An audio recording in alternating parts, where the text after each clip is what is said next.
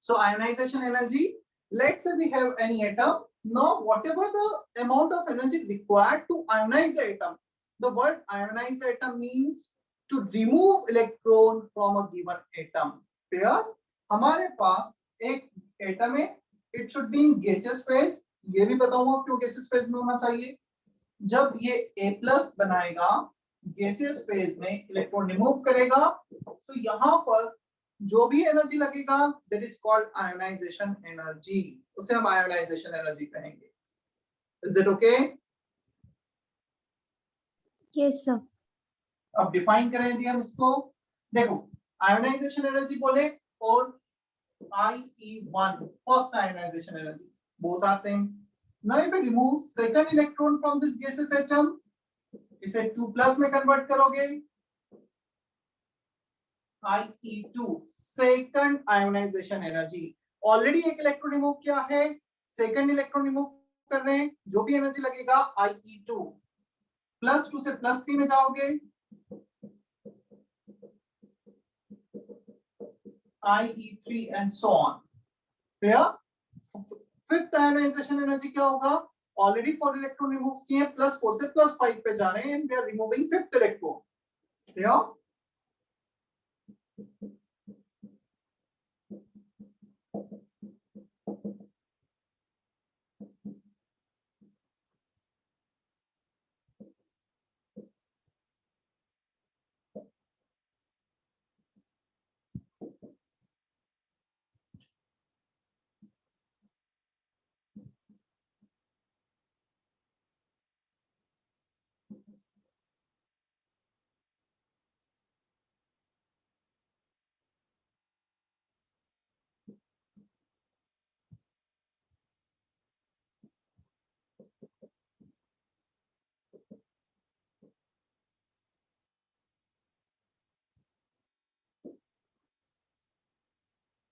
It is the amount of energy required to remove electron from an isolated gaseous atom.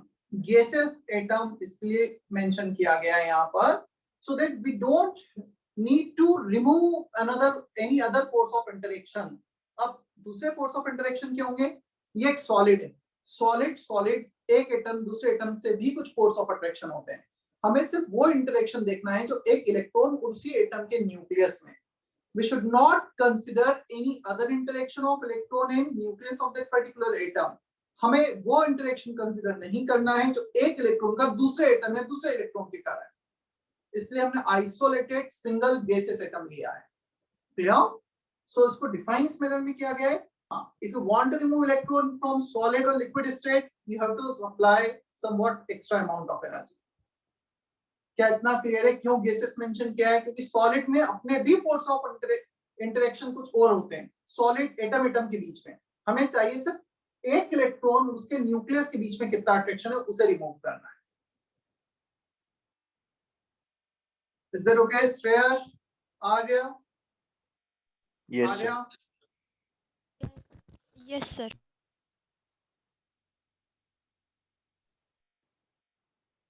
हाँ देखो वैसे तो मुझे आज मेरा जो लेक्चर ये भी रखा गया है, मंडे को मैं नहीं ले पाया था पावर कट के कारण, वो लेक्चर है. सेकंड लेक्चर 7 बजे वो भी मुझे ही लेना था, बट एसकेपी सर का कॉल आया था, उन्हें शायद कुछ लेक्चर की रिक्वायरमेंट है. सो वो जो मेरा लेक्चर है जो मुझे ही लेने वाला था मैं, बट अभी कुछ देर पहले ही बात हुई, वो एसकेपी सर लेने वाला है तुम्हारा लेक्चर. सो 7 o'clock वाला लेक्चर एसकेपी सर लेंगे तुम्हारा. ठीक है? Okay sir. Yes sir. अच्छा, we have one more term, ionization enthalpy. इसे डिनोट किया जाता है डेल्टा HIE से. So ionization energy and ionization enthalpy both are almost same. The only difference is here you have to remove electron from an atom, given atom, one atom. यहाँ पर ये define होगा energy required to remove electron from 1 mole gaseous atom। Clear? बस यहाँ पर इतना difference आया है, बजाय एक एटम के हमने यहाँ पे लिखा है 1 मोल atom. So this is defined for 1 mole, this is defined for 1 atom, सिर्फ यूनिट्स डिफरेंट होंगे। क्लियर? सो इसका वैल्यू होगा जूल पर एटम ऐसा यूनिट में, और इसका वैल्यू होगा joule per mole. Even they are interconvertible. एक मोल के लिए निकालना है, इन्हीं का मल्टीप्लाई कर दो रेड्यूस नंबर का।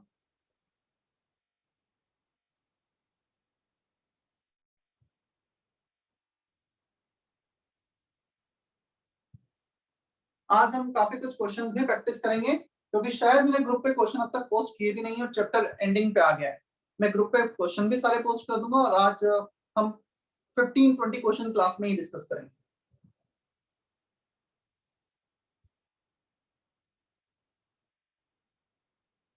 कॉपी किया है सभी ने? Yes sir.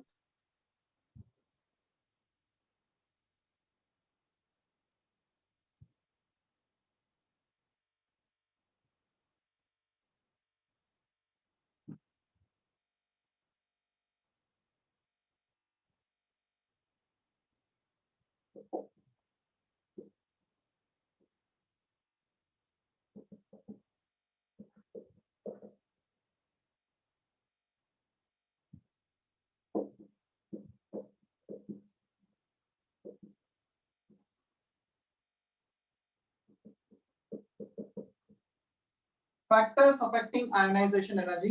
First one, shielding effect. Shielding effect, effective nuclear charge, ये तो हर जगह आएगा ही आएगा। Shielding effect जितना ज्यादा उतना कम force of attraction outermost electron और न्यूक्लियस के बीच में।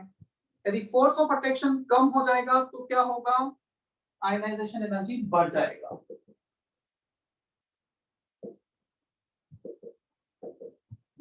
सॉरी, फोर्स ऑफ अट्रैक्शन कम होगा तो आयनाइजेशन एनर्जी कम होगा, मैंने अपोजिट बोला। Greater the shielding effect, lesser the force of attraction between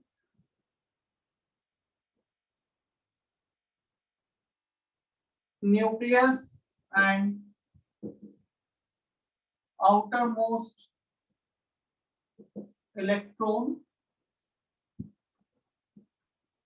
lesser will be ionization energy.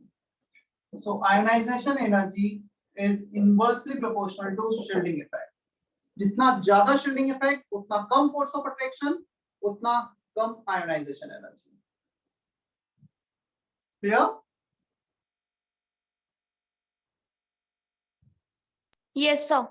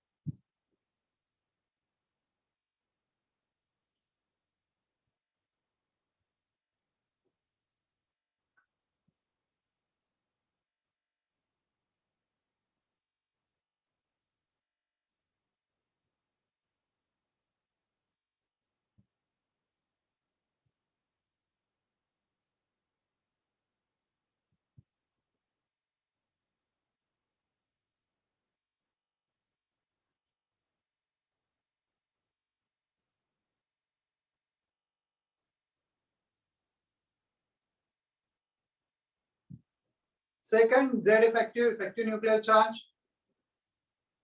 जितना ज्यादा इफेक्टिव न्यूक्लियर चार्ज होगा उतना ज्यादा फोर्स ऑफ अट्रैक्शन, जितना ज्यादा फोर्स ऑफ अट्रैक्शन उतना ज्यादा एनर्जी रिक्वायर्ड होगा to remove the electron, so it is proportional to Z effective. वैसे भी Z effective shielding effect inverse related है एक दूसरे से। Atomic size, smaller the atomic size, more will be force of attraction on outermost electron, greater will be ionization energy.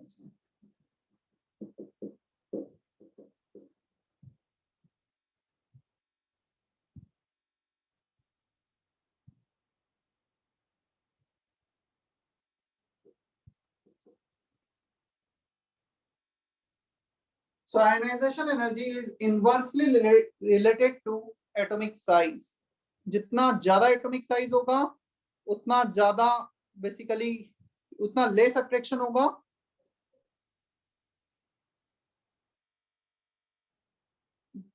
smaller the size more the attraction, clear?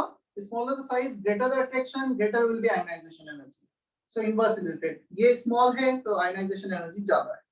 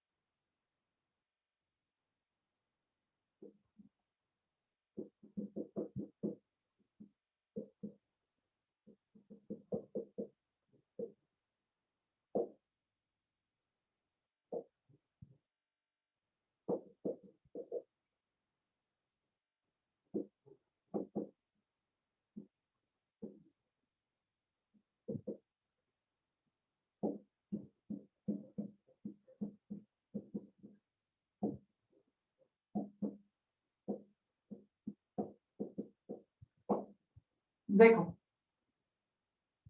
Fourth factor special electronic configuration. जब भी हमारा कुछ configuration NH2 NP NH2 half full filled, NH2 NP3 p subshell में 3 orbital है, तीनों में एक एक electron half filled, NH2 NP6 full filled, half filled full filled जब कॉन्फ़िगरेशन होगा क्लियर, उस केस में आयोनाइजेशन एनर्जी ज्यादा होगी because this configuration are more stable, so it is quite tough to remove electron from such kind of configuration. जो already stable है उन्हें change करना थोड़ा मुश्किल होता है, ज्यादा एनर्जी लगती है। सो ऐसा कुछ कॉन्फ़िगरेशन आएगा तो वो एक्सेप्शंस में आ जाएंगे, इनका आयोनाइजेशन एनर्जी जो एक्सपेक्टेड है उनसे कुछ ज्यादा हो जाएगा। Is that okay?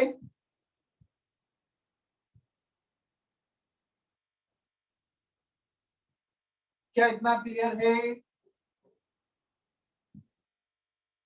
Am I Yes, audible or sir. not?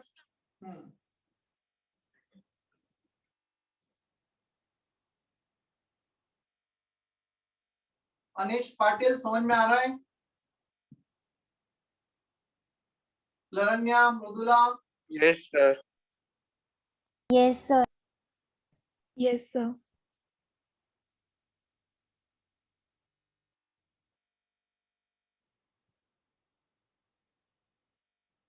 Sir, Yes. can you please explain the fourth point once? बताता हूँ।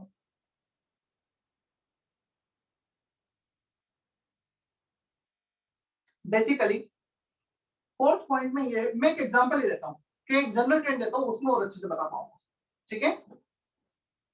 इसके बाद जो हेडिंग है वो जनरल ट्रेंड। देखो 4 फैक्टर्स हमने देखे हैं जो आयनाइजेशन एनर्जी को चेंज कर सकते हैं। पहला फैक्टर कौन सा था? Shielding effect. शील्डिंग इफेक्ट जितना ज्यादा उतना कम फोर्स ऑफ अट्रैक्शन, उतनी कम ionization energy. Second factor Z effective, जितना ज्यादा इफेक्टिव न्यूक्लियर चार्ज उतना ज्यादा अट्रैक्शन, उतनी ज्यादा आयनाइजेशन एनर्जी। यदि आउटर इलेक्ट्रॉन का न्यूक्लियस पर अट्रैक्शन बढ़ गया तो उसे रिमूव करना टफ होगा, ज्यादा आयनाइजेशन एनर्जी लगेगी। थर्ड फैक्टर एटॉमिक साइज, जितना ज्यादा एटॉमिक साइज, इलेक्ट्रॉन उतना दूर चला जाएगा न्यूक्लियस से, उतना कम फोर्स ऑफ अट्रैक्शन, कम ionization energy. Smaller size, lesser the distance, more the attraction towards the nucleus, tougher to remove electron. Clear? अब आते हैं फोर्थ फैक्टर पे, half filled and full field configuration. वो मैं अब जनरल ट्रेंड में बताऊंगा। जनरल ट्रेंड सबसे पहले लेते हैं in a period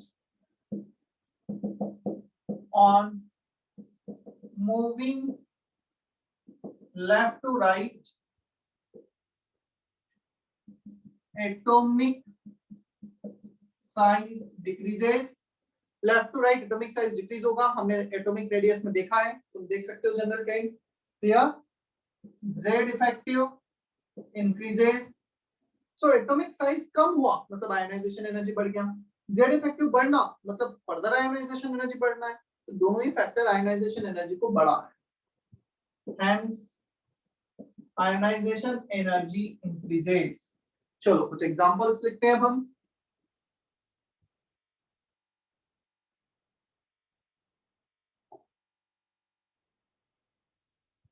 lithium, beryllium, boron, carbon, nitrogen, oxygen, fluorine, neon.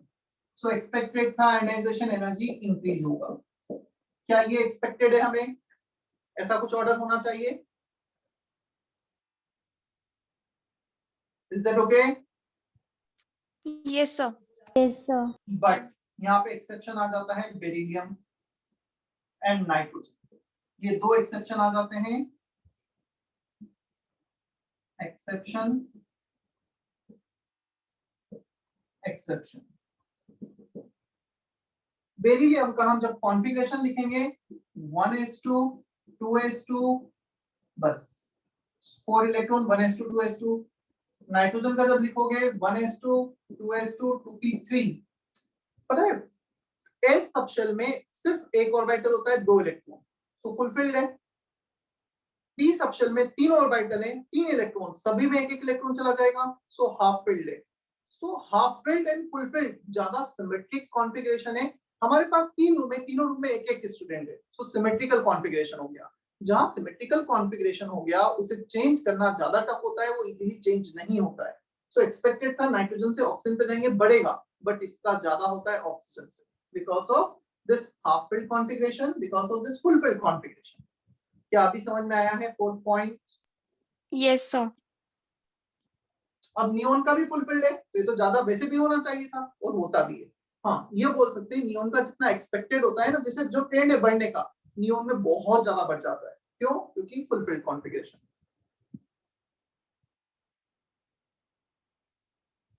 सो हम ये बोल सकते हैं oxygen 2p4 configuration, so ionization energy of 2p3 is greater than ionization energy of 2p4। Similarly इसके लिए भी बोल सकते हो।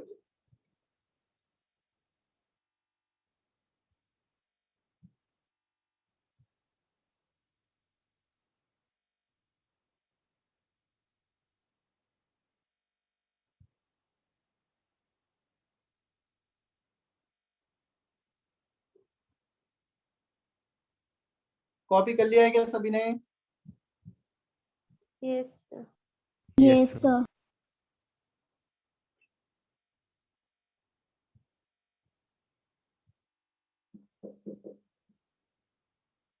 In a group,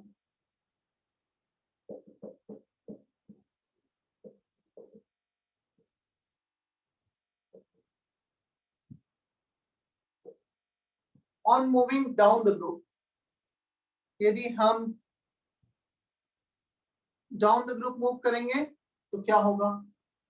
on moving down the group atomic size increases, hence ionization energy decreases, atomic size के inversely proportional है। तो general trend क्या हो गया, आयोनाइजेशन एनर्जी कम होगी जब भी हम डाउन द ग्रुप जाएंगे। क्लियर? अब एग्जांपल, लिथियम का आयोनाइजेशन एनर्जी सोडियम से ज्यादा, पोटेशियम, क्लियर? ये ट्रेंड होगा।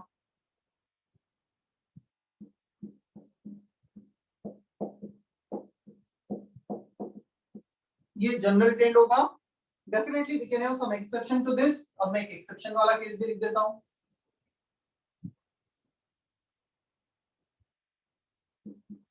बोरोन, एल्यूमिनियम, इन दोनों का ऑलमोस्ट सेम हो जाता है। क्लियर? बता सकते हो क्या रीजन है? आयोनाइजेशन एनर्जी एल्यूमिनियम का गैलियम से ज्यादा होना चाहिए था, बट ऑलमोस्ट इक्वल हो जाता है। क्या रीजन होगा इसका? कुछ एटॉमिक साइज में एक्सेप्शन देखा था क्या हमने?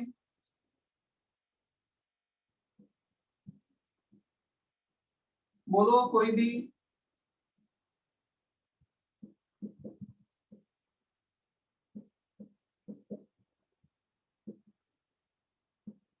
चेक करो, is there any exception in aluminium and gallium in atomic size? Page पलट के देखो। प्राप्ति, सानिका, कंफर्म करो, कैसा कुछ Yes, लिखा sir. है? Yes. Yes, sir. So exception as size of gallium is less. Size कम हो गया, एटॉमिक साइज कम हो गया, तो आयोनाइजेशन एनर्जी बढ़ जाएगी, इनवर्स से रिलेटेड है। तो इसलिए यहाँ पे जो कम होना चाहिए था वो कम ना होकर ऑलमोस्ट इक्वल हो जाता है। और भी कुछ एक्सेप्शंस लिखता हूं मैं। Ionization energy of gold is greater than ionization energy of silver. ये बिलोंग करते हैं कॉपर फैमिली को। Copper 3d series, then silver 4d series, और 5d सीरीज में आता है गोल्ड। डाउन द ग्रुप बढ़ना चाहिए, सॉरी कम होना चाहिए था, बट बढ़ गया है। क्लियर? सो ये भी एक एक्सेप्शन है।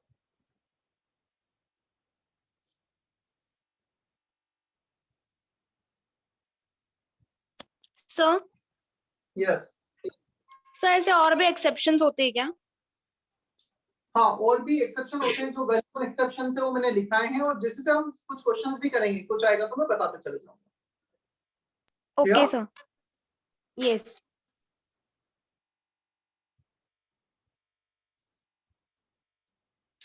चलो मैं कुछ स्क्रीन पे शेयर कर रहा हूँ, जस्ट 1-2 मिनट लगेगा।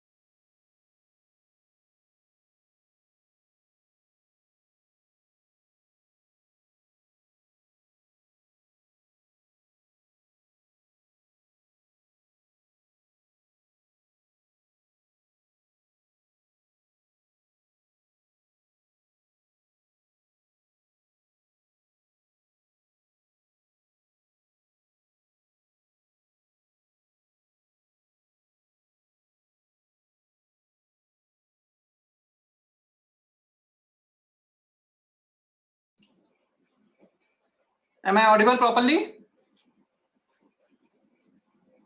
Yes, sir.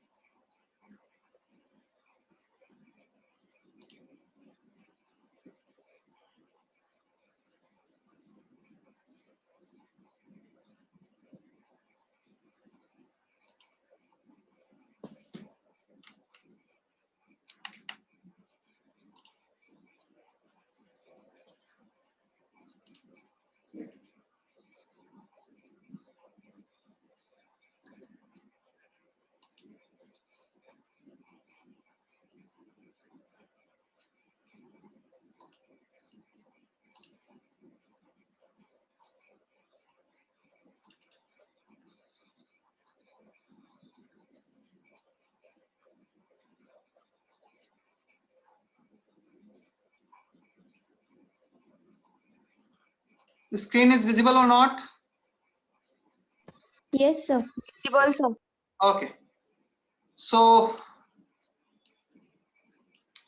applications of ionization energy. First application, to find metallic nature. If we want to find metallic nature, we can use ionization energy data.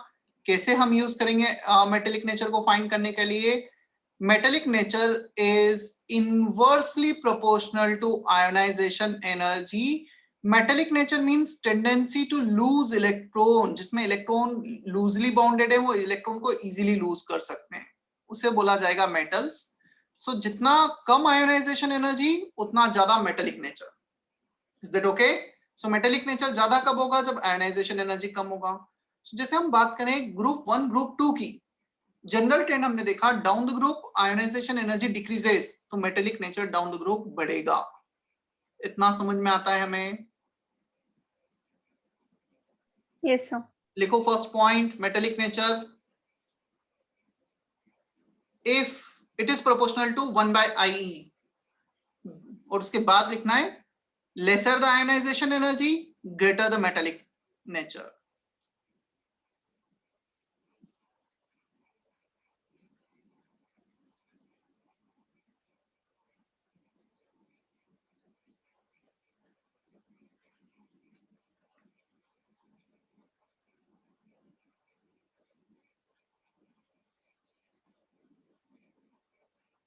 Excuse me, sir. मैं repeat कर रहा हूं, हाँ बोलो. Sir वो sentence repeat करना था. सबसे पहले तुम्हें लिखना है first point, metallic nature is proportional to 1/I. Then you have to write lesser the ionization energy, greater will be metallic nature. Lesser the ionization energy, greater will be metallic nature. Now you can also write metallic nature is basically tendency to lose electron. Metallic nature is tendency to lose electron.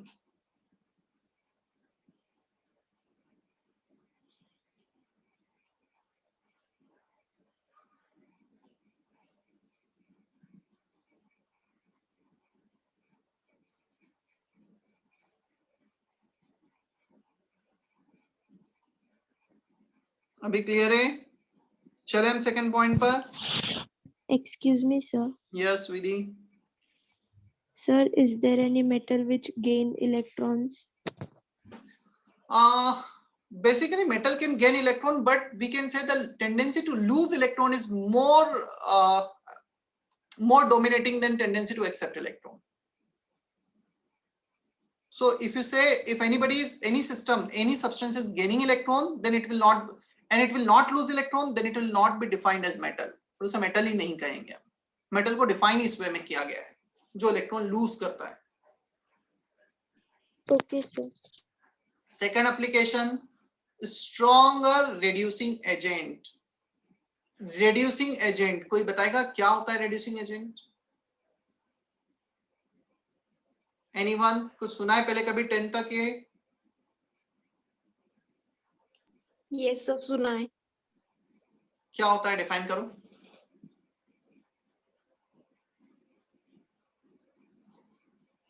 Sir, may I? Yes, you can. Substance which itself undergoes oxidation, bringing about the reduction of another species. Yes, substance which itself undergoes oxidation change and they can reduce others.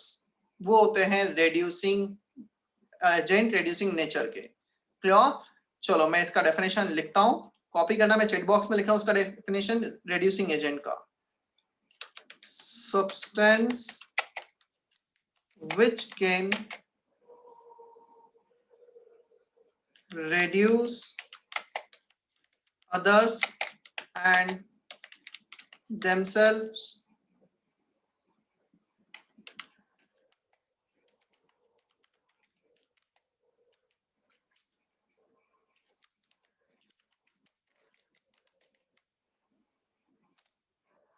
substance which can reduce others and themselves undergo oxidation change. अब question आता है sir oxidation change का मतलब क्या होगा, वो भी मैं लिख देता हूं जो तुम्हें लिखना है लेक्चर नोट्स में. Oxidation means tendency to lose electron. So oxidation कैसे डिफाइन होगा, इलेक्ट्रॉन लूज करने की टेंडेंसी. उसके बाद मैं सेकंड पॉइंट पे आऊंगा, पहले तुम ये लिख लो फिर मैं सेकंड पॉइंट एक्सप्लेन करता हूं.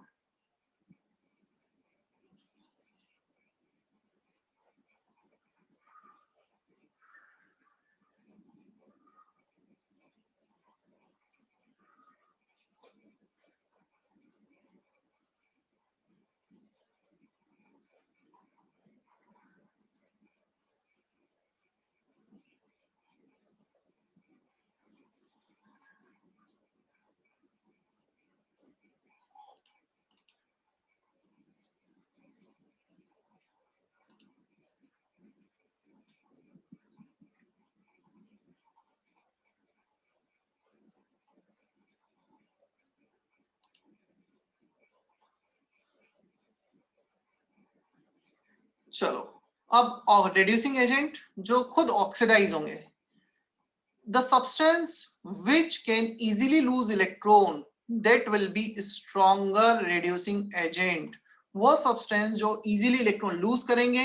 अब इजीली इलेक्ट्रॉन कौन से लूज करेंगे, इजीली इलेक्ट्रॉन लूज करेंगे जिनका आयोनाइजेशन एनर्जी कम है. So down the group ionization energy increases और decreases down the group.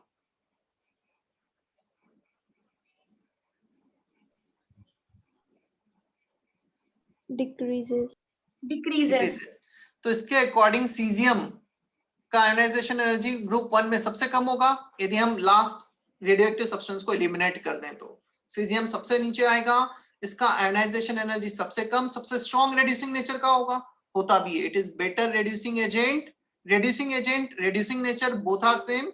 It is better reducing agent in gas, but we have exception here. Liquid में ऐसा नहीं होगा, एक्वस सॉल्यूशन में ऐसा नहीं होगा.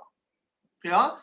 गैस में तो सबसे स्ट्रॉन्ग रिड्यूसिंग एजेंट होता है सीजियम और एक्सपेक्टेड भी था, but in case of liquid जो ब्रैकेट में लिखा है ना लास्ट में एल मींस लिक्विड, इसका मतलब लिक्विड होता है. लिक्विड में जस्ट अपोजिट होता है, lithium will be better reducing agent. उसका भी एक्सप्लेनेशन में देता हूं कि ऐसा क्यों हो रहा है.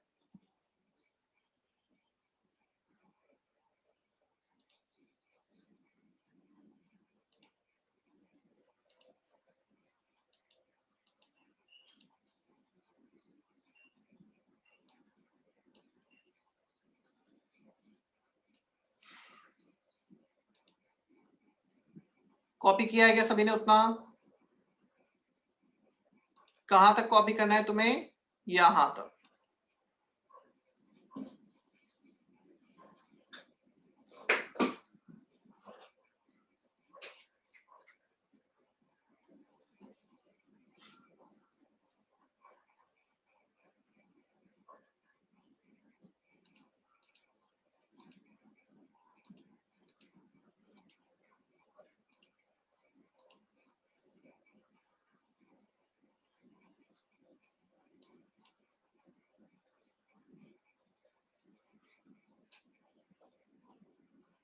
ओके देखो होता क्या है, जब इलेक्ट्रॉन लूज करेगा caesium will form CS plus ion. ये बनाएगा CS प्लस आयन. मैं थोड़ा सा माउस से लिख रहा हूं तो राइटिंग अप डाउन होगी. ये जो CS प्लस आयन बना है, एक CS से CS प्लस आयन बनेगा और Li से Li प्लस आयन बनेगा. No doubt caesium plus ion बनना is more favourable than Li plus ion बनना, but when they are present in aqueous medium, water में यदि प्रेजेंट होंगे तो यहां पर H2O can have such kind of structure and the interaction of H2O with this ions is called hydration energy. जो H2O का interaction होगा ना इन आयन से, उसे कहा जाता है हाइड्रेशन एनर्जी. ये लिखा हुआ है HE called hydration energy. Clear. ये भी हम इस चैप्टर में आगे डिफाइन करेंगे. So hydration energy of cesium plus, because of large ion the interaction with water is less. Li+ is small ion, तो इसका इंटरेक्शन वाटर से काफी ज्यादा होगा। यदि इसका इंटरेक्शन वाटर से ज्यादा है, so in aqueous medium Li+ is more stable, ये ज्यादा स्टेबल हो जाएगा। और यदि प्रोडक्ट ज्यादा स्टेबल है तो इजीली बन जाएगा। तो गैसेस फेज में तो Cs+ इजीली बनता है, but in case of aqueous phase Li to Li+ formation is more favourable due to high hydration energy. क्या इतना हमें समझ में आता है? हाइड्रेशन एनर्जी में और भी आगे डिफाइन करूंगा इस चैप्टर में, तब ज्यादा अच्छे से समझ में आएगा। इसके फैक्टर्स अफेक्टिंग वगैरह सब कुछ देखना है। चले हम थर्ड पॉइंट पर। RA stands for reducing agent, reducing nature.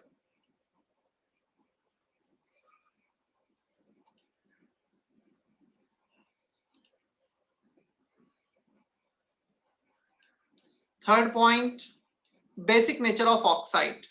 Basic nature of oxide, if ionize, देखो basic कौन होते हैं? Metals. Metals basic क्यों होते हैं? क्योंकि उनका ionization energy कम है। So जितना कम ionization energy उतना ज्यादा basic nature. If ionization energy decreases, basic nature increases. ये ध्यान रखना है। Clear? Metallic nature is inversely proportional to ionization energy. Reducing nature is inversely proportional to ionization energy. Even basic nature of oxide is also proportional, inversely proportional to ionization energy. तो तीनों ही nature कब ज्यादा होंगे? जब कम ionisation energy होगा, right?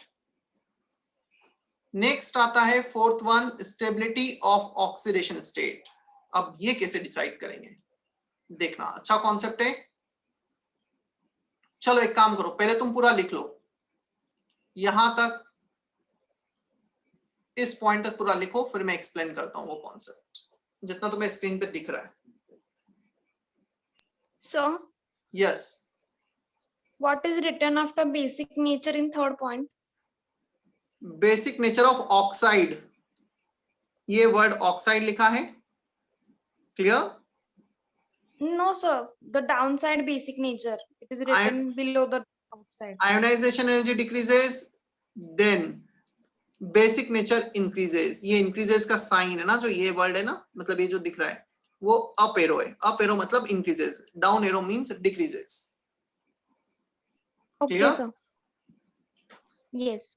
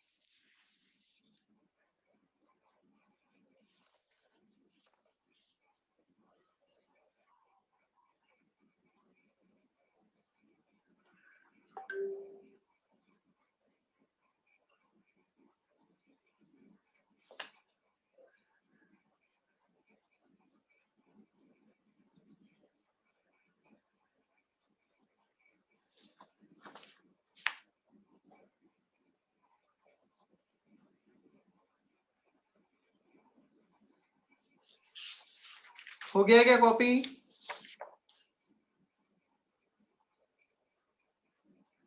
Yes, sir.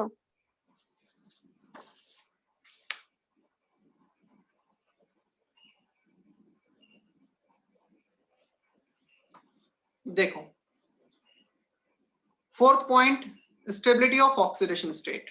Just assume किसी का first ionization energy है लेट से 3 यूनिट, सेकंड आयोनाइजेशन एनर्जी है 5 यूनिट। क्लियर? ये डेफिनेट है, आयोनाइजेशन एनर्जी हमेशा सेकंड वाला फर्स्ट से ज्यादा होगा, थर्ड वाला सेकंड से ज्यादा होगा, क्योंकि it is always tough to remove electron if already electrons are removed. तुम ऑलरेडी 2 इलेक्ट्रॉन रिमूव कर चुके हो, थर्ड इलेक्ट्रॉन रिमूव करना और टफ होगा। तो हमेशा आयोनाइजेशन एनर्जी इंक्रीज होता चला जाएगा। 3 unit, 5 unit, just for example 7 unit, और फोर्थ आयोनाइजेशन एनर्जी तुम्हें दे रखा है 40 यूनिट। क्या तुम ये देख सकते हो there is a large difference between third and fourth ionization energy? देख पा रहे हैं हम इतना? Yes, sir. पता है यदि जहां पे भी ज्यादा डिफरेंस आ गया ना दो कंसेक्यूटिव आयोनाइजेशन एनर्जी में, मतलब वो एटम ने स्टेबल कॉन्फ़िगरेशन अचीव कर लिया होगा और उसका नेक्स्ट इलेक्ट्रॉन जिस पे भी एकदम से सडन चेंज आया है वो इलेक्ट्रॉन रिमूव करना पॉसिबल नहीं होगा। So you can remove 3 electron from such type of substance. Clear? So हम ये बोलेंगे यदि उससे 3 इलेक्ट्रॉन रिमूव किया तो मे बी पॉसिबल कि वो कुछ एटम +3 में एग्जिस्ट करेगा, उसका स्टेबल ऑक्सीडेशन स्टेट +3 होगा, +4 में नहीं होगा। एग्जाम्पल एल्यूमिनियम हो गया, aluminium will not exist in +4 क्योंकि उसका फोर्थ आयोनाइजेशन एनर्जी काफी ज्यादा होता है, वो रिमूव करना पॉसिबल नहीं होता है। Is that okay?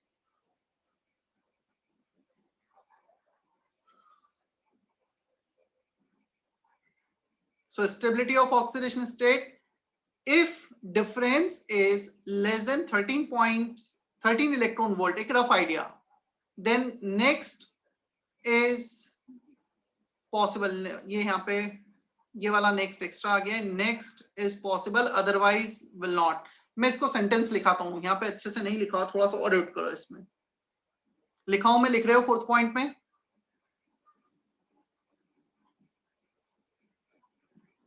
Shall I dictate fourth point? Yes, sir. या चैट बॉक्स में लिख दूं? चैट बॉक्स में लिख देता हूं, नहीं तो मुझे 2-3 बार रिपीट करना पड़ेगा, वहां से देख के कॉपी करना, फोर्थ पॉइंट के ही उसमें लिखना है तुम्हें। If there is large difference in consecutive ionization energy, then lower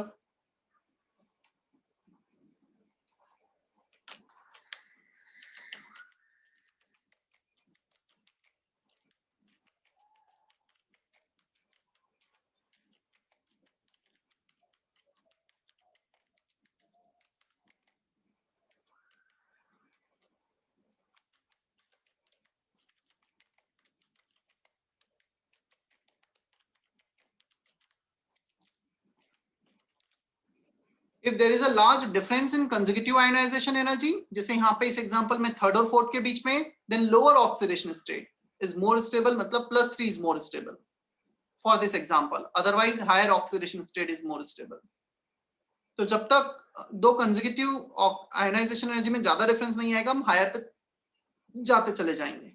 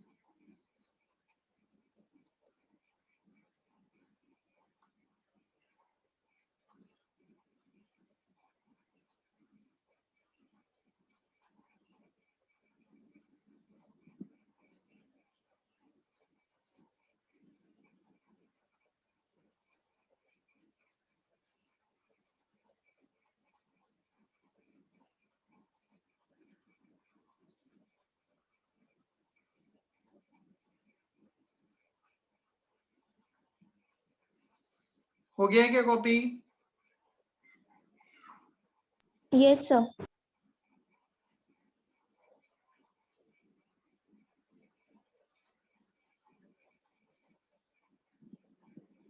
कुछ क्वेश्चंस करेंगे। हमारा आयोनाइजेशन एनर्जी कंप्लीट हुआ।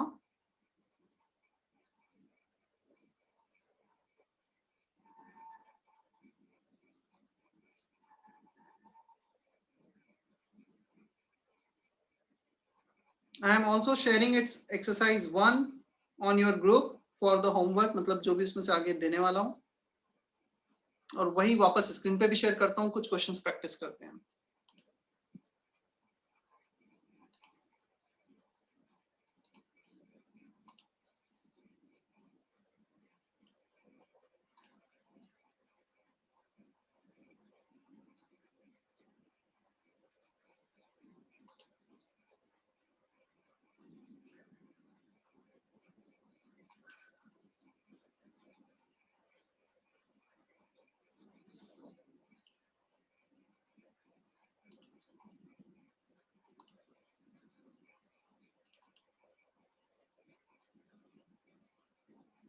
Is it visible properly?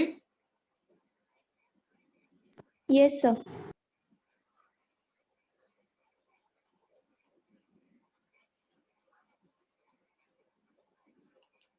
चलो, हमें करना है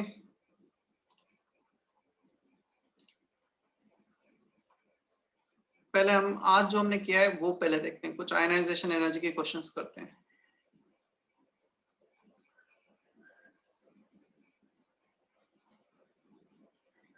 क्वेश्चन नंबर 2, 3, 4, 5 जल्दी से अटेम्प्ट करो अभी। 2, 3, 4, 5।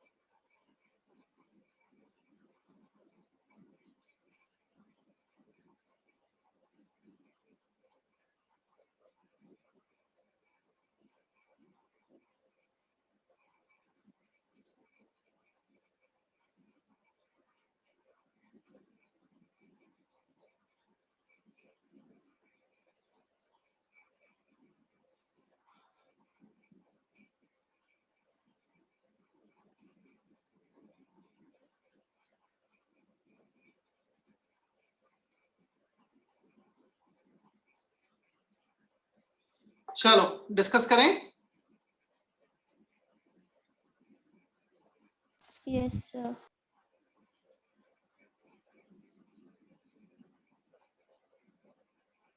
The first ionization enthalpy in electron volt of nitrogen and oxygen. Definitely मुझे भी इनके वैल्यू नहीं पता है, बट हाँ मुझे ये पता है when we go left to right we have this exception, nitrogen का आयनाइजेशन एनर्जी ऑक्सीजन से ज्यादा होता है due to half filled configuration. Clear? So किस केस में फर्स्ट वैल्यू ज्यादा है सेकंड वैल्यू कम है, वो आंसर हो जाएगा। सो एक ही केस है जहां पे फर्स्ट वैल्यू ज्यादा दे रखा है सेकंड वैल्यू कम दे रखा है, answer is 1। Is that okay? Okay, sir. So nitrogen का बस ज्यादा, ये चेक करना था हमें। The set representing the correct order of first ionization energy. So down the group ionization energy decreases, यहाँ पे increases दे रखा है down the group, तो ये गलत हो गया। सेकंड ऑप्शन ये करेक्ट दे रखा है, down the group decreases, beryllium का सबसे ज्यादा कैल्शियम का सबसे कम। और यदि हम थर्ड ऑप्शन देखेंगे लेफ्ट टू राइट इंक्रीजेस, तो यहाँ पे तो डिक्रीजेस दे रखा है बोरोन कार्बन नाइट्रोजन पर, उल्टा होना चाहिए। यहाँ पे डाउन द ग्रुप इंक्रीजेस दे रखा है, होना चाहिए decreases. So second option is correct. Third question is clear? क्या थर्ड क्वेश्चन क्लियर है? Yes. Spandan? Yes, sir, clear. Fourth question, the first ionization enthalpy of sodium, magnesium, aluminum and silicon are in the order. So sodium, magnesium, left to right जा रहे हैं हम। So sodium का सबसे कम होना चाहिए, left to right बढ़ता है, with some exception magnesium fulfilled configuration है। So NH2 configuration, इसका ionization energy expectation से ज्यादा होगा। So silicon का सबसे ज्यादा, किस ऑप्शन में सिलिकॉन सबसे ज्यादा है? Second option, sorry first option, third option and fourth option. तो sodium less than magnesium, magnesium का एल्यूमिनियम से ज्यादा, first option is most appropriate. यहां पर मैग्नीशियम एक्सेप्शन आ गया, NH2 configuration, alkaline earth metal, second group metal. समझ में आया? Yes, sir. Yes, sir. Fifth one, which of the following electronic configuration of neutral atom will have the highest first ionization energy? First ionization energy 2p4 से ज्यादा तो 2p3 रहेगा, तो first वाला तो नहीं है। 2p2 2p1, so answer is 2, half filled configuration, 1s2 2s2 2p3 nitrogen का कॉन्फ़िगरेशन है, 7 इलेक्ट्रॉन्स। क्लियर? Yes, sir. चलो अब कुछ क्वेश्चंस करते हैं हम एटॉमिक रेडियस पे बेस्ड। इसमें भी 2 3 4 5 करते हैं। Question number 2 to 5, question number 2 to 5।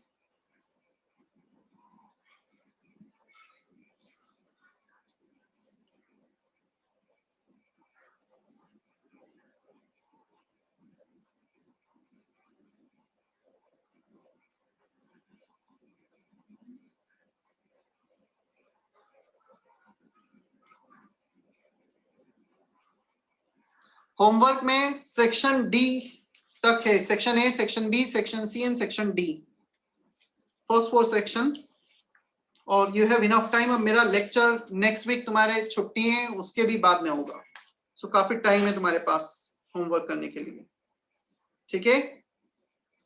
14 + 13 27 27 30 43 question homework में, जिसमें से 8 क्वेश्चन हमने किए, मतलब 35 क्वेश्चन है होमवर्क में।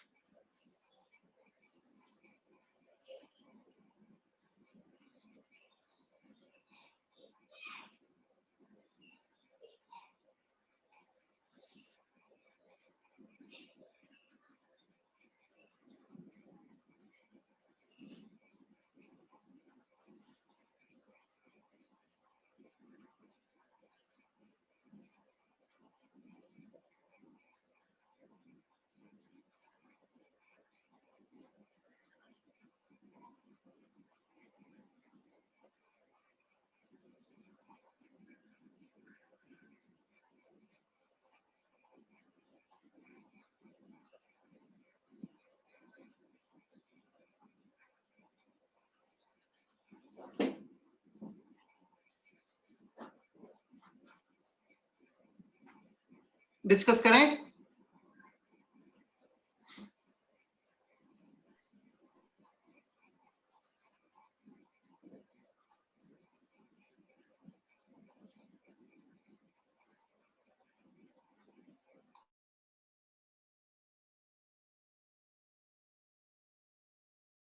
Yes, sir.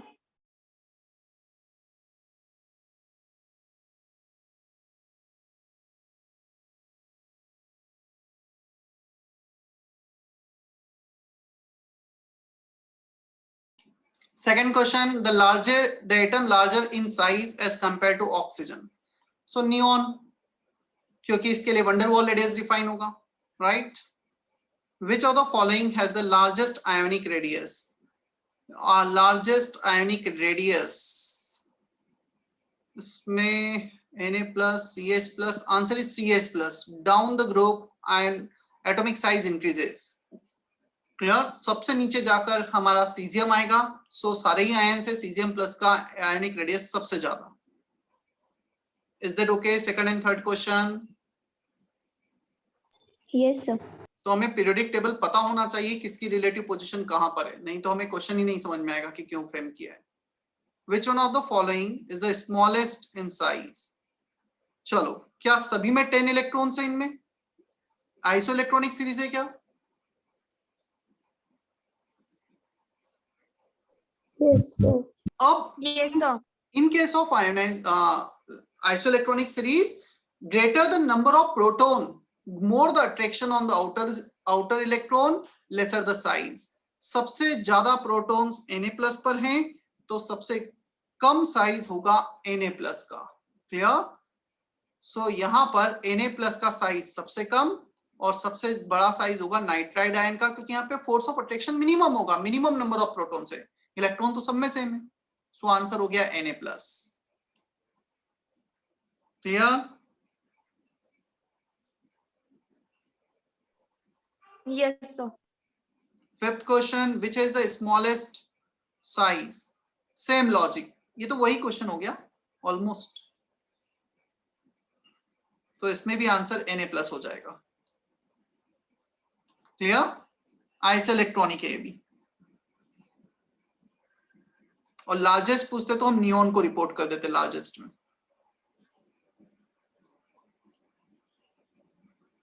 चले हम आगे.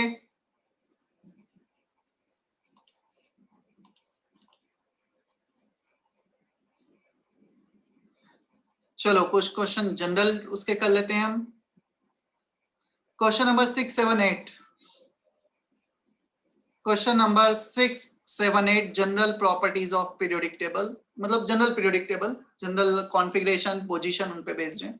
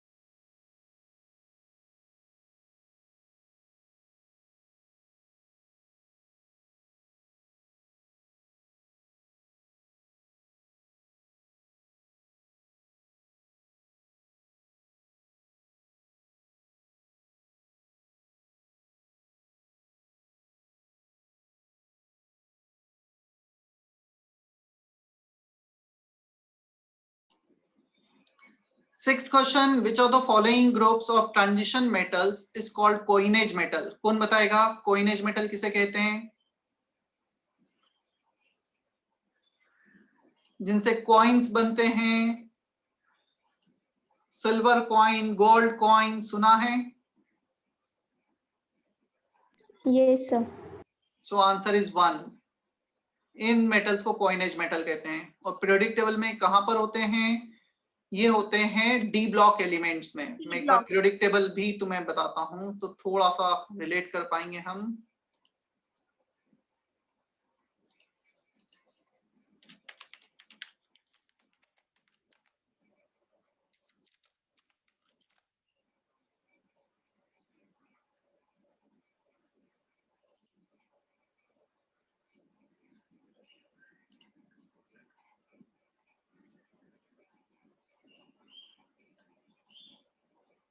देखो ये है coinage metal, clear, group 11 elements, copper, silver, gold, ये एक दूसरे के नीचे आ रहे हैं ना, मतलब सेम ग्रुप में है सब कुछ। This are the coinage metal, clear है?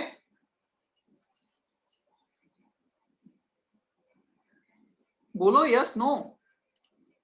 Yes, sir. Okay. Say seventh question. What is the characteristic valential electron configuration of 11th group? ये आएगा बाद में, थोड़ा सा एटॉमिक से रिलेटेड है। अभी के लिए तुम आंसर इसका याद रखो। इसका कॉन्फ़िगरेशन होता है fourth option, N-1 D10 NS1। Atomic structure में पढ़ोगे तुम ये। प्लेटिनम, निकल, गोल्ड, टाइटेनियम कहां पे बिलोंग करते हैं? Platinum, P block. निकल, गोल्ड देख लेते हैं हम। ये रहा प्लेटिनम, ये रहा निकल। पहले मैं क्लियर करता हूं, ये तो है निकल, ये है platinum, gold, D block elements. ये सारे डी ब्लॉक एलिमेंट्स है ना जो इस कलर के दिख रहे हैं तुम्हें। This R D block element. नीचे ग्रीन कलर वाले F block element, this colour is S block, yellow colour is P block, right?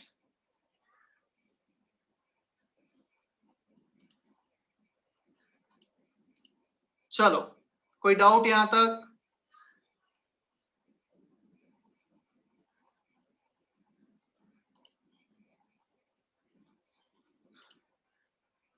क्या सेशन एंड कर दिया जाए अभी आज के लिए? होमवर्क एक्सरसाइज 1 सेक्शन डी तक, सेक्शन ABCD ग्रुप पे पोस्ट कर दिया एक्सरसाइज 1 विद आंसर की, उतना कर लेना तुम।